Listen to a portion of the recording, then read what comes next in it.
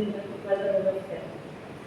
त्याच्याकडे युएस सरांनी ज्या पद्धतीने मार्गदर्शन केलं तर मला वाटतं की सगळ्याच साप्ताहिकांना त्याचा खूप उपयोग होतो आणि कमी वेळामध्ये कमी लोक चालू आपल्याला कसं लिहिता येईल तर त्यांनी अतिशय उत्कृष्ट पद्धतीने सांगितलेलं आहे. कधी कधी आपले शब्द आपल्याला व्यवस्थित मांडता येत नाही, परंतु ह्या ज्या नवीन टेक्नॉलॉजी आहे त्याचा वापर करून तुम्हाला एक उत्कृष्टरित्या लिहिता येऊ शकतो. त्याला खूप उपयोगी त्यांनी हे मार्गदर्शन केलेलं आहे. आता त्यांनी जे मार्गदर्शन केलं आणि माझं जे मार्गदर्शन, आता कायदा कायदा आता कसा सांभाळायचा किंवा आता नवीन कायदा जो आला प्रेस रजिस्ट्रेशन पिरियडिकल ॲक्ट 2023, हा कायदा आता आपल्या फायद्याचा की तोट्याचा हेच कळेनासं झालं लोकांना की ऑनलाईन केल्यानंतर ज्या प्रोसेस होत्या त्या आपल्या सोप्या झाल्या की कठीण झाल्या. तर तुम्ही जर या कायद्याचा व्यवस्थितरित्या वापर केला, तुम्ही जर तो समजून घेतला तर तुम्हाला तो ॲक्च्युली सोपा झालेला आहे की ज्या गोष्टी तुम्हाला जमा करायला लागायच्या तसंच फॉलो घ्यायला लागायचं त्या आता तुम्हाला करायला लागेल. परंतु तुम्ही तो कायदा नीट समजून घ्या की या कायद्याचा कसा वापर करायचा. आता सगळ्यात मोठा प्रेस रजिस्ट्रेशन पिरियडिकल ॲक्ट 2023 या कायद्यामध्ये त्यांनी एक अट घातली आहे की 48 तासाच्या आत वृत्तपत्र तुम्हाला ऑनलाईन सबमिट करायचं. आजच्या तारखेला सगळ्या प्रिंट मीडियाला सगळ्यात महत्त्वाचा प्रश्न पडलाय की आता हे 48 तासात कसं जमा करायचं. करताना लोक फोटो काढतायत, अपलोड करतायत, पण तुम्ही व्हेरिफिकेशन करा की तुम्ही जे करताय ते बरोबर आहे. कारण पेपर फक्त अपलोड करायचं नाही आहे, तर त्यांनी जी नियमावली दिलेली आहे त्या नियमावलीनुसार त्यांच्या प्रोसेसनुसार तो किती KB असला पाहिजे, किती JB असला पाहिजे, कुठले पेजेस असले पाहिजे, त्याची जी क्लिअरिटी आहे ती कशी असली पाहिजे. कारण तुम्ही फक्त सबमिट केला तरी तो ॲक्सेप्ट होत नाही. तुमचं जेव्हा 1 वर्ष पूर्ण होईल, 1 वर्ष पूर्ण झाल्यानंतर तुम्हाला त्यांच्याकडून नोटीस आली तर आश्चर्य वाटायला नको. तर तुम्हाला असं वाटतं की मी पेपर अपलोड केला, माझं काम झालं, पण त्यांनी तो ॲक्सेप्ट केला का याचा तुम्ही फॉलोअप घ्या त्याच्यामध्ये. तो जर ॲक्सेप्ट झाला नसेल तर तुम्ही RNAशी कॉन्टॅक्ट करा, PRGIशी कॉन्टॅक्ट करा किंवा मला इथे ॲक्सेप्ट दिसत नाही. पेपर 48 तासात अपलोड जर नाही झाले तर कायद्यामध्ये त्याची तरतूद आहे की तुमचं वृत्तपत्र तुम्हाला न सांगता बंद केलं जाईल. याचीही तुम्ही नोंद घ्या की जर तुमचा पेपर तुम्हाला रजिस्टर लिस्टमध्ये दिसला नाही तर पेपर अपलोडिंग बरोबर झाली नाही. त्यामुळे सबमिटेड जिथे शब्द लिहिलेला आहे तिथे ॲक्सेप्टेड झालेलं पाहिजे. जर ते ॲक्सेप्टेड आलं याचा अर्थ ते सबमिट झालेलं आहे. ॲन्युअल स्टेटमेंट जसं होतं तशाच स्वरूपामध्ये चाललेलं आहे. परंतु ॲन्युअल स्टेटमेंट भरताना लक्षात ठेवा की जी अपलोडिंग होते त्या अपलोडिंगमध्ये ज्या कॉपी मेन्शन केलेल्या आहेत त्याच कॉपी ॲन्युअल स्टेटमेंटमध्ये असतात. नाहीतर दोन्हीही एकाच ठिकाणी जमा होणार आहे. तर इथे तुम्ही 500 कॉपी टाकता तर तिथे 3000 टाकत आहे. साप्ताहिकांचं गोंधळ असतं.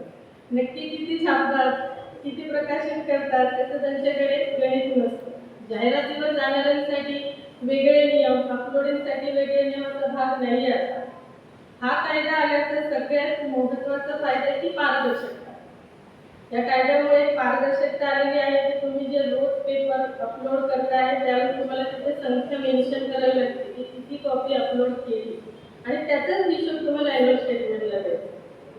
तर ह्याची सांगड तुम्ही बरोबर ठेवा. कारण मग तुम्ही जाहिरात यादीवर जर असाल तर त्यांनाही हा डेटा पुरवला जातो, तुम्हाला जाहिरात यादीतून बाहेर काढलं जाऊ शकतं.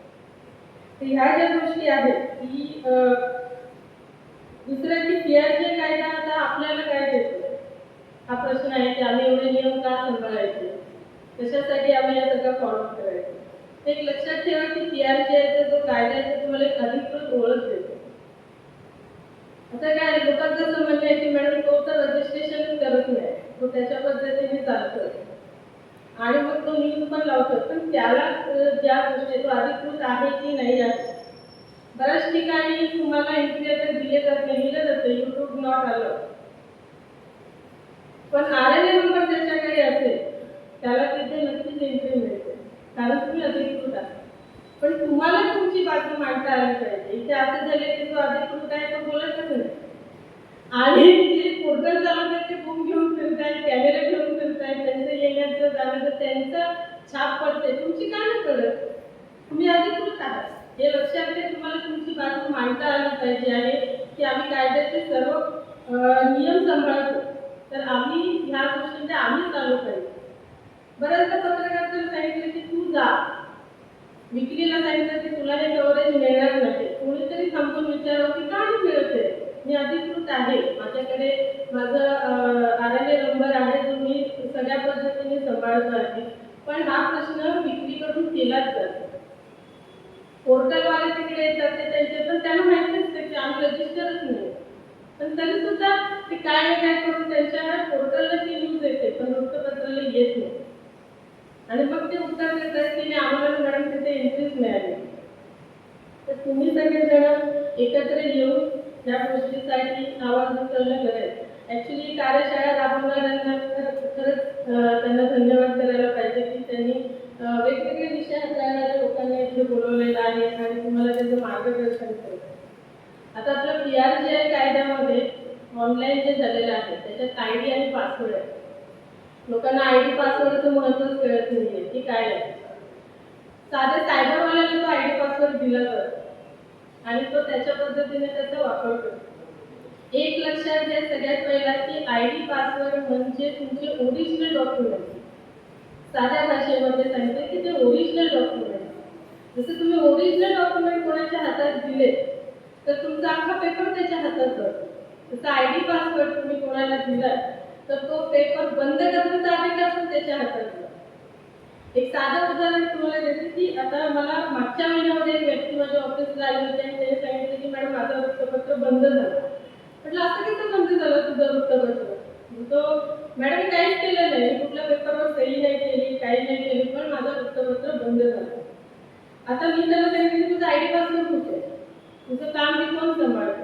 त्यांनी मला सांगितलं माझ्या एरियातला एक सायबरवाला त्याला मी तो ID पासवर्ड दिलेला आहे आणि तो माझा पेपर अपलोड करणार म्हणजे ते सगळं तो. म्हटलं मग त्यालाच विचार की त्यांनी कुठली बटणं दाबली की ज्याने त्याचं वृत्तपत्र बंद झालं. पुढच्या वेळेस त्याला पण घेऊन आलं, त्याला म्हटलं दाखवतो याच्यावर काय केलं. तर त्यांनी सांगितलं की कॅन्सलेशनवर मी क्लिक केलं होतं आणि कॅन्सलेशनमध्ये सगळे डॉक्युमेंट अपलोड केले आणि त्याला कॅन्सलेशनचा अर्थच माहिती नव्हता आणि त्यांनी याचा OTP घेतला आणि जमा केलं आणि PRGकडे ते सबमिट झालं की हा वृत्तपत्र बंद करायचं. तर यांनी OTP दिला. याचा असं म्हणणं होतं की मला माहितीच नाही हा OTP काय देतो, हा प्रत्येकजण माझ्याकडून OTP घेतो, मी त्याला देतो. अरे पण का देता? तुम्ही त्याला विचारा की हा OTP का द्यायचा, कशाला पाहिजे तुला. कॅन्सलेशन केल्यानंतर तिथे क्लिअर कट स्टेटमेंट आलेली आहे की तुमचा OTP सबमिट होता म्हणून आम्ही हा वृत्तपत्र बंद केला. एक साधी गोष्ट लक्षात ठेवा, त्याचं 11 वर्ष हे वृत्तपत्र चालू होतं. 11 वर्षानंतर त्याला कुठलीही कल्पना नसताना त्याचं वृत्तपत्र बंद झालं आणि आता ते त्याला पुन्हा मिळणार नाही. म्हणून लक्षात ठेवा की तुमचा ID पासवर्ड हा एका योग्य व्यक्तीच्या हातातच असला पाहिजे ज्याला त्याचं संपूर्ण नॉलेज आहे.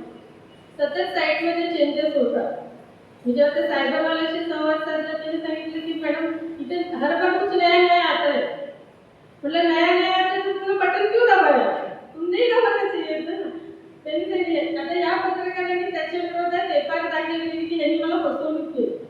त्याला म्हटलं काय उपयोग, तू देताना तू पत्रकार आहेस, देशाचा 4था आधारस्तंभ आहे. हा सगळ्यात पहिलं लक्षात घ्या. तुमच्याकडे त्याचं नॉलेज पाहिजे की आम्ही आमचं ID पासवर्ड कोणाकडे द्यावं, ती किती योग्य व्यक्ती आहे, ती कशा पद्धतीने हाताळेल ह्या सगळ्या गोष्टी ह्या तुम्ही तुमच्याकडे सेव्ह ठेवा. कुठल्याही व्यक्तीला तुम्ही OTP देताना तुम्ही विचार करा की आम्ही हा OTP कशासाठी देतो. प्रत्येक गोष्टीसाठी OTP येतो म्हणजे मागितल्यावर द्यायचं का. तर तुम्ही त्याची पूर्णपणे कल्पना की माझ्या समोर ह्या गोष्टी या करा आणि ज्याला नॉलेज नसेल त्याला हे ID पासवर्ड OTP देऊ नका, तुमच्यासाठी ते त्रासदायक. आता एका व्यक्तीला DGIPR मधून जाहिरात यादीतून बाहेर काढलं आणि त्याच्यानंतर तो माझ्याकडे आला मॅडम माझं सगळं बरोबर आहे, मी 3000 कॉपी प्रिंट करतो तरी सुद्धा मला जाहिरात यादीतून बाहेर काढलं का. तुम्ही त्याला तुमचं अॅन्युअल स्टेटमेंट दाखवा. असा प्रकार होता की 3000 कॉपी प्रिंट झाली आणि 3000 कॉपी यांनी फ्रीमध्ये वाटली. मग तुझा सेल काय झाला?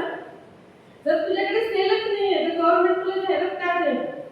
त्याला म्हणते अॅन्युअल स्टेटमेंट कोणी बनवलं? तर तो त्यांनी तेच सांगितलं की मी सायबरवाल्यालाच काम दिलं होतं. आता तो सायबरवाला तो या सगळ्या गोष्टी काय करायला तू सांगितलं भर, एक फॉर्म भरायला दिला त्याने तो भरला. तुझी नुकसानी काय झाली आहे की तुझा पेपर जो 4 वर्षापासून जाहिराती यादीवर आहे तो पडताळणीसाठी आहे. तुझं अॅन्युअल स्टेटमेंट बरोबर नसल्यामुळे खप महत्वाचा असतो. तुम्ही किती खप दाखवताय, तुमच्या कॉपी किती रिटर्न येत आहे त्याचं कायद्यानुसार कॅल्क्युलेशन बसलं पाहिजे. सर्क्युलेशन काय आहे या गोष्टी तुम्ही समजून घ्या. ज्याच्याकडे याचं नॉलेज आहे, सीए पण सीएला पण स्वतःच्या गोष्टी ते सीएकडे पण एकदा क्लिअर करा की त्याला याची माहिती आहे का, तर तुमचं कॅल्क्युलेशन बरोबर असलं की तुम्ही जाहिरात यादीवर कंटिन्यू राहा. आता या विषयावर जो टीआरसीचा कायदा आहे याच्यामध्ये ज्या नवीन गोष्टी आलेल्या आहेत त्याच्या 2 महत्त्वाच्या गोष्टी मी तुम्हाला सांगितलेल्या आहेत. त्यानुसार तुम्ही स्वतःचे जे वृत्तपत्र आहे ते नियमित अपलोड करत राहा. कारण 365 दिवसानंतर जर तुम्ही हे नाही केलं तर तुमचे वृत्तपत्र बंद होईल. प्रिंट करणं गरजेचं आहे आणि ना कायद्याला सपोर्ट करा. कारण लक्षात ठेवा की नियमित प्रिंट करतायत तर त्यांना आता न्याय मिळेल. कारण आज लोक मी प्रॅक्टिसच करते याच्यामध्ये, लोक ज्यांचे दैनिक स्वरूपामध्ये आज 10 वर्ष चालत होते आज येऊन त्यांचे वृत्तपत्र मंथलीमध्ये कन्वर्ट करतात. एवढा फरक पडला या कायद्यामध्ये. मंथलीमध्ये म्हणजे तो दैनिक म्हणून मिळवायचा मार्केटमध्ये किंवा माझं दैनिक आहे ते साप्ताहिक त्याच्याकडे बघत बसायचे किंवा हा दैनिक चालतो तो छापतो की नाही छापतो हे कोणाला माहिती. आणि साप्ताहिकवाला तुम्ही बघाल की ते मोस्ट ऑफ नियम छापतात, त्यांचे सगळे नियम ते पूर्ण करतात. आज या कायद्याचा हा उपयोग झालेला आहे की दैनिकची संख्या कमी होत चालली. साप्ताहिकांची संख्या जी प्रिंटच करत नाही ते मंथलीमध्ये क्वार्टरलीमध्ये जायला लागले. तर या कायद्याचा तुम्ही व्यवस्थित अभ्यास करून त्याचे जर नियम समजून घेतले तर येणाऱ्या दिवसामध्ये याचा खरंच जे नियमित पत्रकार आहेत आपले रेग्युलरवाले ते त्यांना खूप उपयोग. मी माझ्याकडून एवढं बोलून संपवते.